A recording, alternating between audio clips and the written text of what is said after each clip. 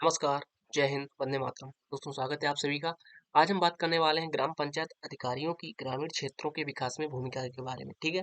ये आपका लास्ट जो आपका सिलेबस के अकॉर्डिंग टॉपिक दे रखा था, अंतिम टॉपिक था जहाँ पे सीधा-सीधा उन्होंने मेंशन किया था कि ग्राम पंचायत के जो अधिकारी रहेंगे, चाहे वो सचिव हो, ग्राम पंचायत सहायक हो या हेल्पर हो, जो भी रहेगा, उनकी ग्राम विकास के जो ग्रामीण विकास रहेगा, ग्रामीण क्षेत्र का जो विकास रहेगा, उसमें क्या-क्या भूमिका रहती है, क्या-क्या कार्य रहता था, उस संदर्भ में आज हम इस वीडियो में चर्चा करेंगे, ठीक है?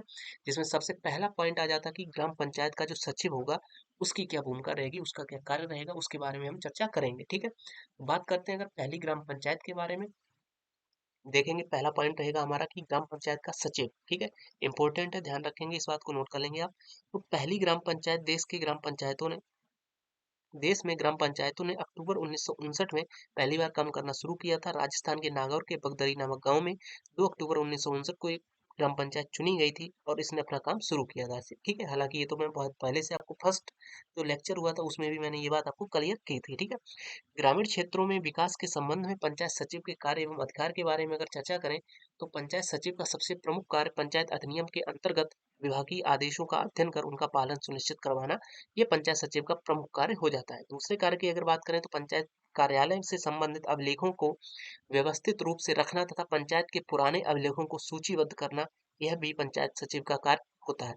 तीसरे कार्य की अगर बात करें तो सरकार द्वारा चलाई जाने वाली योजनाओं हेतु पात्र लाभार्थियों का सर्वेक्षण करना, ये भी पंचायत सचिव का कार्य होगा, उसको स्वयं ही वेरीफाई करना होता है। चौथे अगर कार्य की बात करें तो ग्राम पंचायत का जो सचिव होता है वो गांव के विकास कार्यों के लिए प्रस्ताव बनाने में ग्राम पंचायत की मदद करता है, क्योंकि ये सरकार का आदमी होता है और ये पढ़ा लिखा होता है, क्योंकि बाकी अन्य जो प्रधान होते हैं, बाकी जो लोग होते हैं, वो इतने पढ़े लिखे नहीं होते, इसलिए सरकार के द्वारा एक सचिव का पद बनाया गया था जो कि ग्राम पंचायत के विकास कार्यों में ग्राम पंचायत की मदद करेगा, ठीक है? जो उनका एक तरीके से कह सकते हैं जो प्रस्ताव बनता है उसको बनाने में ये मदद करेगा, ठीक है? अगला पॉइंट आ जाता है, अगला कार्य आ जाता है कि ग्राम पंचायत सचिव के द्वारा लिपिकीय कार्य और धन का लेखा जोखा रखने का भी कार्य किया जाता है। ध्यान रखेंगे, इसके द्वारा लिपिकीय कार्य तथा जो धन का लेखा जोखा रहता है वो भी ग्राम पंचायत सचिव द्वारा ही किया जाता है। अगला कार्य की बात करें तो ग्राम पंचायत सचिव के द्वारा ऑडिट के लिए तथ्य एवं आंकड़ों को मुहैया कराना होता है, यानी कि जब आपकी ग्राम पंचायत में कभी कभार मतलब उच्च अधिकारियों द्वारा ऑडिट किया जाएगा या बाई चांस रेड पड़ जाती है, वेरिफिकेशन होता है, तो उस समय जो जो टीम होगी, मतलब कि सामने वाली जो टीम आपके यहाँ पे ऑडिट करने आएगी, उनको जो वो रिपोर्ट्स मांगेंगे वो मुहैया कराने का जो कार्य रहता है वो ग्राम प्रधान का नहीं है, वह भी तो ग्राम सचिव का कार्य रहता है। क्लियर? अगले पॉइंट के बारे में अगर बात करें तो ग्राम सचिव जो होता है द्वारा ग्रामीणों के बीच सरकारी योजनाओं का प्रचार प्रसार करने का कार्य भी किया जाता है, ठीक है? ग्राम पंचायत की समितियों की बैठकों की कार्यवाही का विवरण रखना तथा उन्हें पंचायत में प्रस्तुत करना, ये भी ग्राम सचिव का कार्य होता है। ग्राम पंचायत का वार्षिक प्रतिवेदन एक निर्धारित तिथि तक तैयार करने के उपरांत पंचायत की बैठक में रखना तथा उस पर कार्यवाही सुनिश्चित करना, ये भी पंचायत सचिव का ही कार्य होता है। अगला सचिव का कार्य हो जाता है पंचायत के विभिन्न स्रोतों से प्राप्त होने वाली आय को पंचायत कोष में जमा करवाना तथा उसका लेखा जोखा करना, पंचायत सचिव का कार्य होता है, ठीक है? पंचायत सचिव का ये भी कार्य होता है कि गांव की समस्याओं के निस्तारण हेतु समस्याओं को जिला परिषद में प्रस्तुत करना, ये भी पंचायत सचिव का ही कार्य होता है। क्लियर? जिला परिषद में प्रस्तुत करना, ठीक है? केंद्र और राज्य सरकार द्वारा चलाई जाने वाली योजनाओं को गांव में सुचारू रूप से संचालित करना ग्राम सचिव का कार्य होता है।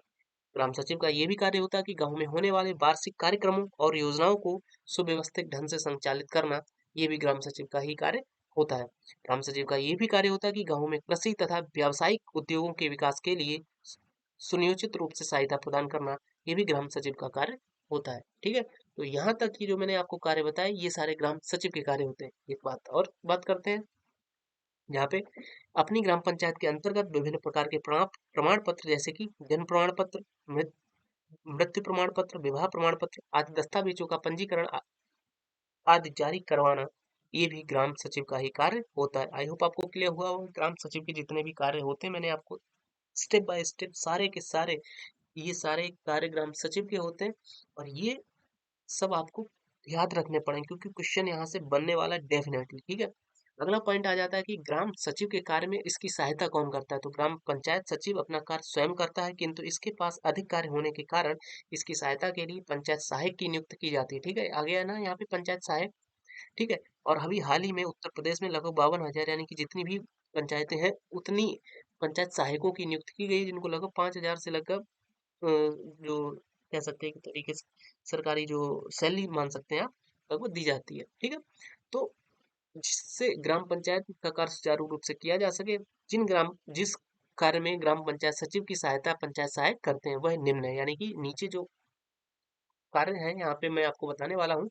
इन कार्यों में पंचायत का जो सहायक रहेगा वो ग्राम सचिव का कार्य करेगा, और इसके अलावा जो भी मैंने आपको पीछे ये सारे कार्य बताए थे, यहाँ पे ये सारे कार्य पंचायत सचिव को स्वयं ही करने होते हैं। ठीक है, तो बात कर लेते हैं जहाँ पे पंचायत का जो सहायक होगा वो ग्राम सचिव का समर्थन करेगा या उनके कार्य में मदद करेगा, तो वो कार्य हो जाएंगे आपके ग्राम पंचायत के अभिलेख के रखरखाव में जो सहायता करेगा वो कौन होएगा, पंचायत का सहायक। ठीक है, और अभिलेखों का रखरखाव सुनिश्चित कौन करेगा, वो आपका पंचायत सचिव होगा। ठीक है, पंचायत सहायक के नियामक कार्य में निष्पादन में सहायता पंचायत का सहायक करेगा। किसी कार्य के नियोजन में सहायता, मतलब सहायक का काम ही है वो सिर्फ सहायता करेगा। ठीक है, कोई भी एक तरीके से कह सकते हैं ऑफिशियली काम कह सकते हैं एक तरीके से, मतलब अथॉरिटी इसके पास में नहीं है, अथॉरिटी सिर्फ ग्राम सचिव के पास में है, ये सिर्फ सहायता करेगा। कार्यान्वयन तथा ग्राम पंचायत योजना की रिपोर्टिंग में सहायता ग्राम सहायक करेगा। विकास तथा निर्माण कार्य में ग्राम पंचायत सचिव की सहायता ग्राम का सहायक करेगा, ग्राम पंचायत सहायक। ग्राम सभा और ग्राम पंचायत की बैठक करवाने में ग्राम सचिव की सहायता, ये भी ग्राम पंचायत का सहायक करेगा। ग्राम पंचायतों की संपत्ति के रखरखाव में जो सहायता करेगा वो भी ग्राम सहायक करेगा। जिला पंचायती राज अधिकारी अर्थात डीपीआरओ की तरफ से समय समय पर सौंपे गए कार्य के साथ ही पदीय दायित्व में सहायता ग्राम पंचायत का सहायक करता है। यानी कि यहाँ से आपको दो चीजें क्लियर हुई होंगी, एक तो ग्राम पंचायत सहायक जो होगा उसका क्या कार्य होगा तथा वह किन किन कार्यों में ग्राम पंचायत का जो सचिव होता है उनकी मदद करता है। क्लियर, मैंने पूरा एक्सप्लेन करके आपको बताया है, तो इसमें अब कंफ्यूजन वाली कोई भी बात नहीं होनी चाहिए।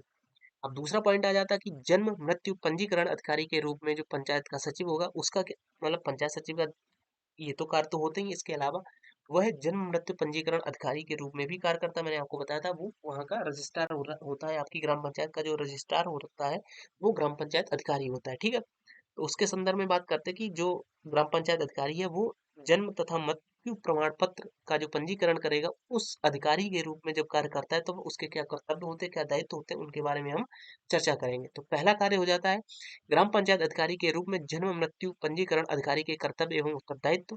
तो सबसे पहले बात करते हैं जन्म मृत्यु और रजिस्ट्रीकरण अधिनियम 1969 के अंतर्गत रजिस्ट्रारों को जन्म मृत्यु की घटनाओं को पंजीकृत करने का महत्वपूर्ण उत्तरदायित्व दिया गया है। रजिस्ट्रार को नियमानुसार सांख्यिकीय कार्यों का भी निर्वहन करना होता है, अतः यह अत्यंत आवश्यक है कि उसको जन्म मृत्यु रजिस्ट्रीकरण अधिनियम तथा तत्संबंधी राज्य नियमावली का ज्ञान हो, जिससे वह दक्षतापूर्वक विधि प्रदत्त कर्तव्यों एवं उत्तरदायित्वों का निर्वहन कर सके। ठीक है, जिसमें पंचायत या कह सकते पंजीकरण अधिकारी के रूप मुख्य कर्तव्य तथा दायित्व निम्नलिखित हैं, जिसमें पहला आ जाता है अधिनियम में निहित प्रक्रिया के अनुरूप जन्म और मृत्यु की समस्त घटनाओं को रजिस्ट्रीकृत करना। जन्म मृत्यु रजिस्ट्रीकरण अधिनियम 1969 राज्य नियमावली के अनुरूप कार्यवाही करना तथा मुख्य रजिस्ट्रार एवं जिला रजिस्ट्रार के से प्राप्त अनुदेशों का पालन सुनिश्चित करना। ठीक है, अगला पॉइंट आ जाता है जन्म मृत्यु से संबंधित अभिलेखों की संपूर्णता एवं शुद्धता सुनिश्चित करना। ठीक है, अगला पॉइंट आ जाता है कि पंजीकरण अधिकारी अपने क्षेत्राधिकार के भीतर होने वाले प्रत्येक जन्म एवं मृत्यु के संबंध में संपूर्ण जानकारी प्राप्त करने के लिए आवश्यक कदम उठाएगा तथा समस्त घटनाओं का रजिस्ट्रीकरण सुनिश्चित करेगा। पंजीकरण अधिकारी नगरीय क्षेत्रों में स्थित चिकित्सीय संस्थाओं जन्म मृत्यु रजिस्ट्रीकरण हेतु अधिकृत अन्य संस्थाओं से जन्म मृत्यु संबंधी सूचनाएं समय समय से प्राप्त करने के लिए इसको भी सुनिश्चित करेगा। ठीक है, पंजीकरण अधिकारी द्वारा जन्म मृत्यु रजिस्ट्रीकरण की आवश्यकता, महत्व, लाभ तथा रजिस्ट्रीकरण प्रक्रिया से जनता को अवगत करवाने हेतु आवश्यक कदम उठाए जाने चाहिए। ठीक है, अगला पॉइंट आ जाता है कि जन्म और मृत्यु घटना के रजिस्ट्रीकरण के तुरंत बाद जन्म तथा मृत्यु प्रमाण पत्र निर्गत करना तथा पुनर्मांग पर उसकी प्रति देना, ये भी पंजीकरण अधिकारी का कार्य होता है। उत्तर प्रदेश जन्म मृत्यु रजिस्ट्रीकरण नियमावली 2002 में जैसा कि विनिर्दिष्ट किया गया है कि अनुसार रजिस्ट्रार निश्चित अवधि में सांख्यिकीय सूचनाओं निर्धारित प्रपत्रों से में तैयार कर अपर जिला रजिस्ट्रार को भेजेगा। ठीक है, ध्यान रखेंगे अपर जिला रजिस्ट्रार। रजिस्ट्रार जन्म मृत्यु रजिस्ट्रीकरण से संबंधित समस्त अभिलेखों को अपनी सुरक्षा में राष्ट्रीयकरण वर्ष के पश्चात 1 वर्ष तक रखेगा, उसके बाद में जिला पंजीकरण अधिकारी को भेज देगा। ठीक है, ध्यान रखेंगे, यानी कि जैसे कि आपकी ग्राम पंचायत में बात करते 2000 अभी क्या चल रहा है 2023-24 चल रहा है ना, तो 23-24 के अधीन जो भी बच्चे पैदा हुए या जो भी लोगों की मृत्यु हुई है तो उनका 23-24 का तो पूरा रिकॉर्ड तो 24 तक तो रहेगा ही, उसके बाद में तो 24-25 तक, 23-24 का रिकॉर्ड 24-25 तक आपकी पंचायत का जो सचिवालय रहेगा उसमें रहेगा, या कह सकते हैं एक तरीके से आपका जो ग्राम पंचायत अधिकारी होगा उसके पास में रहेगा। और उसके बाद में मतलब कि जो अगली वाली जो साल आएगी वो निकल जाएगी जब, यानी 24-25 के बाद में, यानी कि 25-26 में वह इस वाले साल का कह सकते हैं कि जो रजिस्टर होगा वो जिला पंजीकरण अधिकारी को भेज देगा। ठीक है, ध्यान रखेंगे इस बात को, जिला पंजीकरण अधिकारी। पंजीकरण अधिकारी अपने कार्य क्षेत्र में होने वाले किसी परिवर्तन आदि की सूचना मुख्य पंजीकरण अधिकारी को शीघ्र भेजेगा और दिशा निर्देश प्राप्त करेगा। एज अ रजिस्ट्रार आपके ये कर्तव्य होंगे जब आप रजिस्ट्रार के तौर पे काम करेंगे। ठीक है, अब बात करते हैं पंजीकरण अधिकारी। रजिस्ट्रार द्वारा जन्म मृत्यु रजिस्ट्रीकरण में सुधार हेतु उठाए जाने वाले महत्वपूर्ण कदम से पहला पॉइंट आ जाता है कि पंजीकरण अधिकारी को अपने कार्य क्षेत्र में निवास करने वाले परिवारों की विशिष्टताओं का ज्ञान होना चाहिए तथा उसे अपने क्षेत्र में चिकित्सा संस्थानों तथा उसमें कार्यरत कर्मचारियों के संपर्क में रहना चाहिए, जिससे रजिस्ट्रार को अपने क्षेत्र में होने वाली जन्म मृत्यु की संख्या का उचित अनुमान हो सकेगा। दूसरा पॉइंट आ जाता है पंजीकरण अधिकारी को अपने कार्य क्षेत्र में उन सभी संस्थाओं की सूची रखनी चाहिए जहां से जन्म और मृत्यु की सूचनाएं प्राप्त होती हैं। थर्ड पॉइंट आ जाता है कि पंजीकरण अधिकारी को ऐसे व्यक्तियों की सूची बनानी होगी जिन्हें घरों में जन्म मृत्यु की सूचना संकलित करने का कार्य सौंपा गया है, जैसे एएनएम, दाई, आंगनवाड़ी कार्यकर्ती, स्वास्थ्य कार्यकर्ती आदि। इन व्यक्तियों से जन्म तथा मृत्यु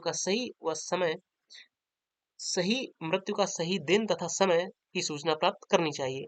अगला पॉइंट आ जाता है कि पंजीकरण अधिकारी को अपने कार्य क्षेत्र में रहने वाले पंचायत के निर्वाचित सदस्यों, प्रमुख राजनीतिक व्यक्तियों, क्षेत्रीय नेताओं आदि के सहयोग लेते हुए जन्म मृत्यु रजिस्ट्रीकरण के महत्व एवं आवश्यकता का अधिक से अधिक प्रचार एवं प्रसार करना चाहिए। ठीक है, अगला बात करें तो पंजीकरण अधिकारी ऐसी व्यवस्था सुनिश्चित करेगा कि जन्म मृत्यु रजिस्ट्रीकरण के कार्य को सुचारू रूप से चलाने के लिए उसके तथा उसके क्षेत्र में सूचना संकलित करने हेतु कार्यरत कर्मचारियों तथा अन्य व्यक्ति जिनको जन्म मृत्यु की सूचना रजिस्ट्रार के को उपलब्ध करवाने के लिए अधिकृत किया गया है के पास सभी आवश्यक प्रपत्र पर्याप्त मात्रा में उपलब्ध रहे। ठीक है, पंजीकरण की प्रक्रिया, हालांकि ये सारा मैं आपको करवा चुका था, प्रपत्र 1 से लेकर प्रपत्र 13 तक थे, तो मैं पिछले वीडियो में आपको सारे एक्सप्लेन कर चुका था। ठीक है, तो यहाँ पे करवाने की जरूरत होनी नहीं चाहिए।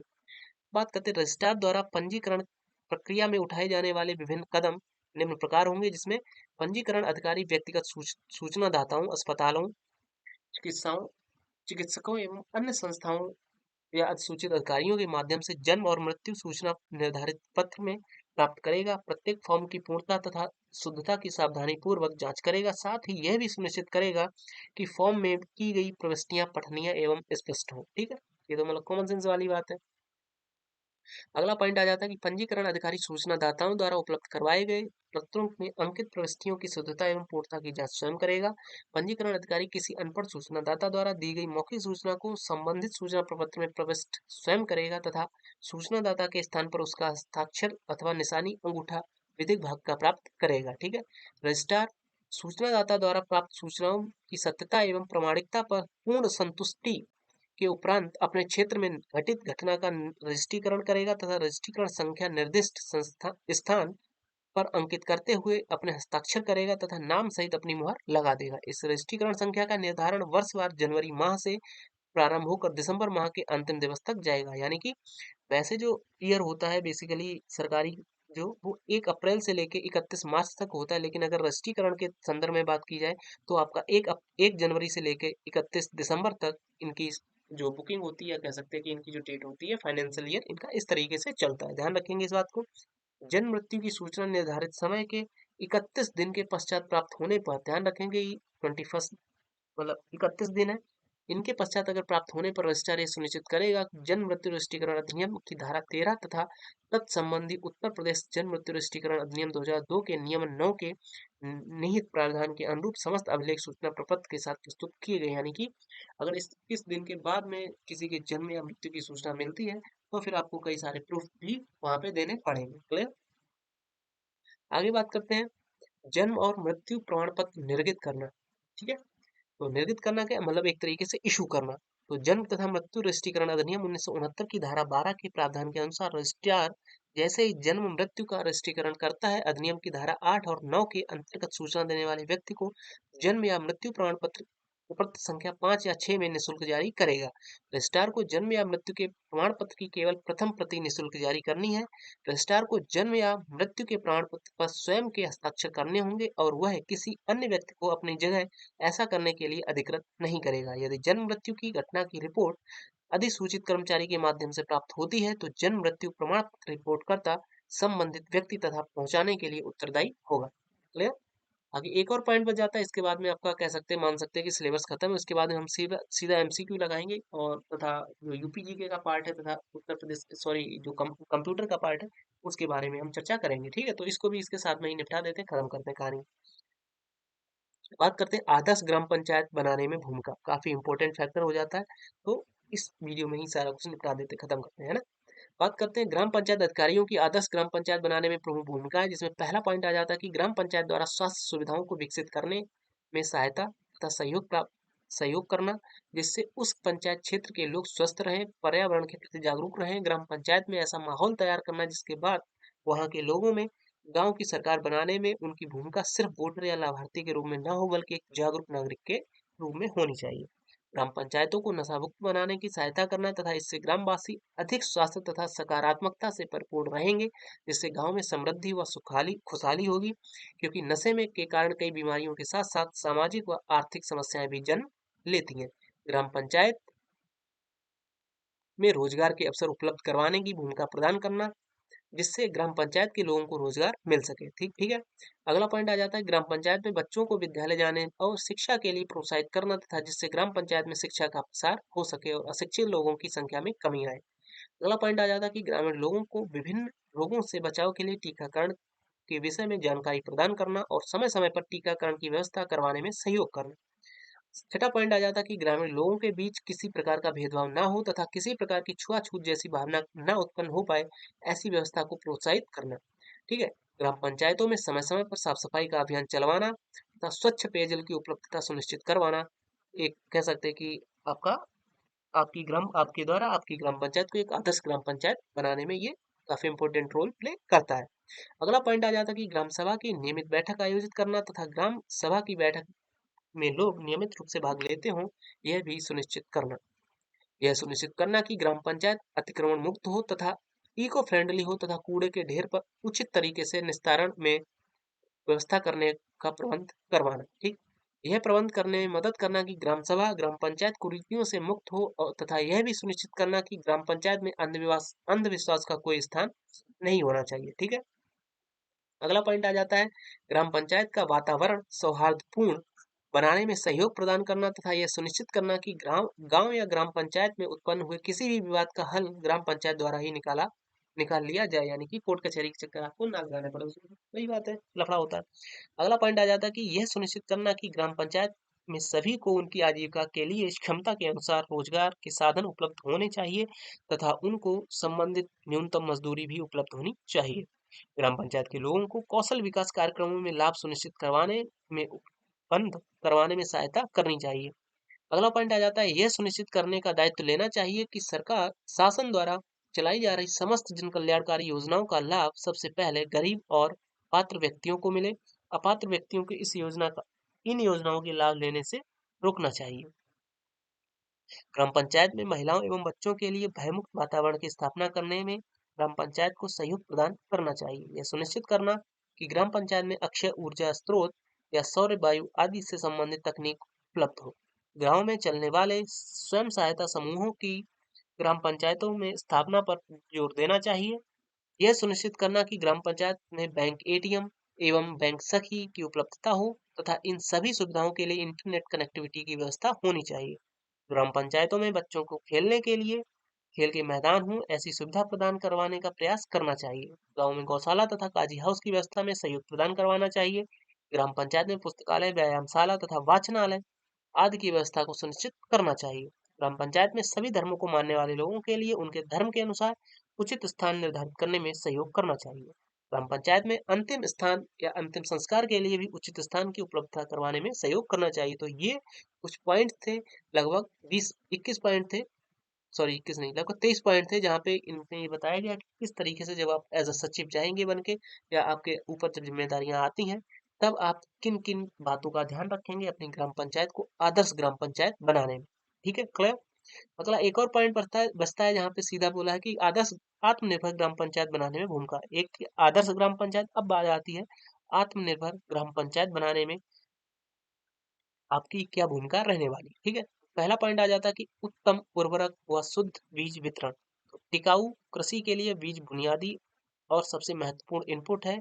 अन्य सभी आदानों की प्रतिक्रिया प्रतिक्रिया काफी हद तक बीजों की गुणवत्ता पर निर्भर करती है, अतः ग्राम पंचायत अधिकारी द्वारा गांव के सशक्तिकरण के लिए बीज व उर्वरक वितरण में बचाव का रास्ता की समस्या का समाधान किया जाना चाहिए। यानी कि कुल मिला के ये नहीं होना चाहिए कि यार छोड़ो ये इसको थोड़ा बचा लेते हैं, इससे फिर आगे काम चल जाएगा। ठीक है, तो यहाँ पे बस आपका एक एक पेज और बचा है, तो इसको भी साथ के साथ निपटा ही लेते हैं। ठीक है, भारत में बीज वितरण का जो फ्लो चार्ट है वो इस तरीके से है कुछ, जहाँ पे अनुसंधान संस्थान से बीज निकलता है, बीज उत्पादक के पास जाता है, उसके बाद बीज एजेंसियों के पास जाता है, उसके बाद में बीज एजेंसियां क्या करती हैं, तीन जगह पे भेजती हैं, जहाँ पे एक पब्लिक सेक्टर जो कि एक तरीके से कह सकते हैं सरकारी होता है।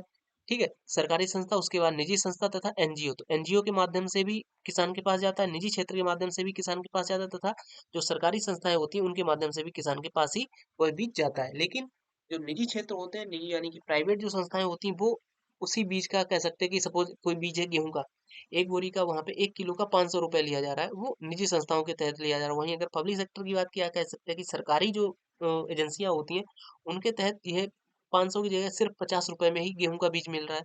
और अगर एनजीओ की बात करें, हालांकि एनजीओ में ये मुफ्त दिया जाता है, तो एनजीओ में के माध्यम से भी किसानों को अगर मिलता है तो वहां से मुफ्त तरीके से मिल सकता है। अब बात करते हैं कि एग्जैक्ट कह सकते हैं कि ग्राउंड लेवल की अगर सिचुएशन की बात करें, तो यहाँ पे जिनकी जुगाड़ होती है ना, देखो जिसकी जुगाड़ होती है तो ऑब्वियसली कि वो निजी क्षेत्रों से भी पैसा ले ही सकता है, क्योंकि उसके पास ऑलरेडी अगर इतनी जुगाड़ तो उसके पास में पैसा भी होगा, तो वहाँ निजी जो प्राइवेट कंपनियां होती हैं, प्राइवेट जो वेंडर होते हैं, उनसे तो वो ले ही लेता है।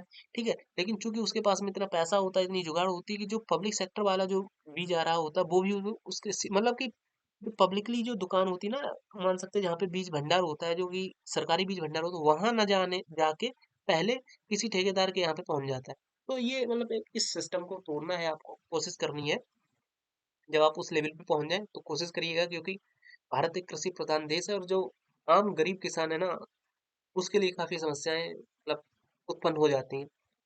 जैसे अभी हालांकि आज 18 तारीख है और आज मैं ये वीडियो बना रहा हूँ, तो आज की डेट में उत्तर प्रदेश पुलिस का पेपर था, जो कि सेकंड शिफ्ट का पेपर सुबह कह सकते हैं कि 9 बजे से ही लीक हो रहा है। अब ऐसे में क्या है ना, मैं अंदर से ना बहुत द्रवित हो गया कि वो बच्चे जो अपने घर से मतलब हजार हजार किलोमीटर दूर गए हैं। अब क्योंकि उत्तर प्रदेश के मोस्टली सभी बच्चों का तो जो सेंटर है वो उनके होम डिस्ट्रिक्ट में ही डाल दिया गया। अब जैसे पंजाब के बच्चे थे, बिहार के थे, झारखंड के थे, बंगाल के थे, महाराष्ट्र के थे, ठीक है, हरियाणा के थे, राजस्थान के थे, तो मध्य प्रदेश के थे। वो बच्चे अपने घर से हजार हजार दो दो हजार ढाई ढाई हजार किलोमीटर दूर बच्चे आए हैं, और यहाँ से पेपर देने के बाद वापस अपने बेचारे घर तक नहीं पहुंच पाए, कि बीच में मतलब बहुत, क्या बताऊं, छोड़ो खैर।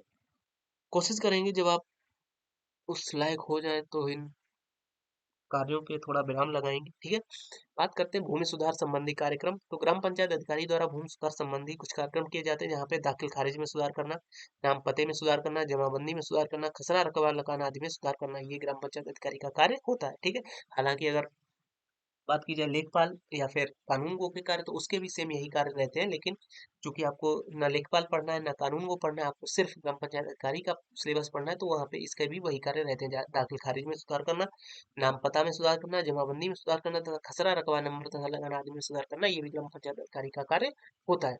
अगली बात करें सरकारी योजनाओं की पहुंच सुनिश्चित करना, ये भी ग्राम पंचायत अधिकारी का ही कार्य होता है। तो ग्राम पंचायत अधिकारी द्वारा गाँव को सशक्त करने के उद्देश्य से सरकारों या राज्य हो या फिर केंद्र सरकार द्वारा संचालित विभिन्न योजनाओं को लाभ का जो लाभ होता है वो जन सामान्य तक पहुंचाने का प्रयास करना चाहिए, जिससे निम्न कार्रवाई की जा सकती है। योजनाओं की सूचना व लाभ के बारे में आमजन को सूचित करके, सहज जन सेवा केंद्रों के माध्यम से, जन जागरूकता कैंपेन के माध्यम से, पंचायत सहायक के माध्यम से डोर टू डोर जागरूकता कार्यक्रम फैला के। ठीक है, कुल मिला के अगला पॉइंट आ जाता है रोजगार सृजन के बारे में। तो ग्राम पंचायत अधिकारी द्वारा ग्रामीण रोजगार सृजन कार्यक्रम तथा मनरेगा व लघु उद्योगों को प्रोत्साहित करके ग्रामीण जनमानस को आत्मनिर्भर किया जा सकता है।